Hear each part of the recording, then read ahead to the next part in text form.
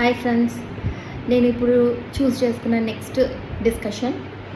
చాలామంది పేషెంట్స్ నా దగ్గరికి వచ్చి స్కాన్ రిపోర్ట్లో బేబీ అంతా బాగుందండి, ఇప్పుడు 8 వీక్స్, హార్ట్ బీట్ అంతా బాగుందండి, కానీ ఓవరీలో సిస్ట్ ఉందంటున్నారు అని కంగారు పడుతూ ఉంటారు.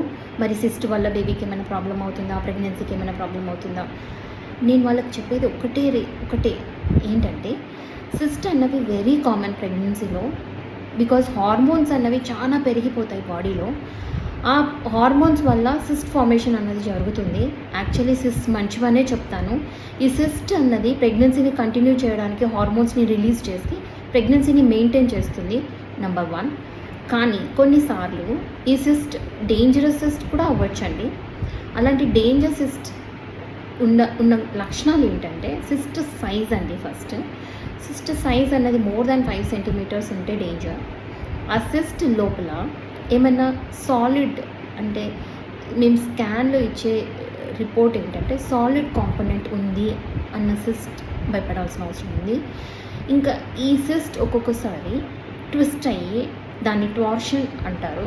ఆ టార్షన్ ఉన్న సిస్ట్లను కూడా డేంజర్ సిస్ట్ అనే చెప్తాము. వీటి వల్ల పెయిన్, అబార్షన్ ఇలాంటి రిస్క్స్ పెరిగిపోతాయి. అలాంటప్పుడు మేము ఏం చేస్తాం, వెంటనే అడ్మిట్ అవ్వమని సిస్ట్ ఏదైతే ఉందో దాన్ని రిమూవ్ చేయడానికి ప్లాన్ చేస్తాము. లేదా సిస్ట్ ఒకవేళ ఓవరీని ట్విస్ట్ చేస్తే ఆ ట్విస్ట్ అయిన దాన్ని అన్ట్విస్ట్ చేసి, లేదా రిమూవ్ చేయాల్సిన అవసరం అయితే రిమూవ్ చేసేస్తాము. సాలిడ్ కాంపోనెంట్ ఉన్న వాటిని నేను కొంచెం డిస్కస్ చేయాలి. హౌఎవర్ అది భయంకరమైనది ఏమి కాదు, కానీ తప్పకుండా ఆ సిస్ట్ని రిమూవ్ చేసి టెస్ట్కి పంపించాల్సిన అవసరం ఎంతైనా ఉంది. ఇలాంటి ప్రమాదకరమైన సిస్ట్ చాలా తక్కువ అండి. మేజర్గా అవే డిజాల్వ్ అయిపోతాయి 4th మంత్ అలా రాగానే.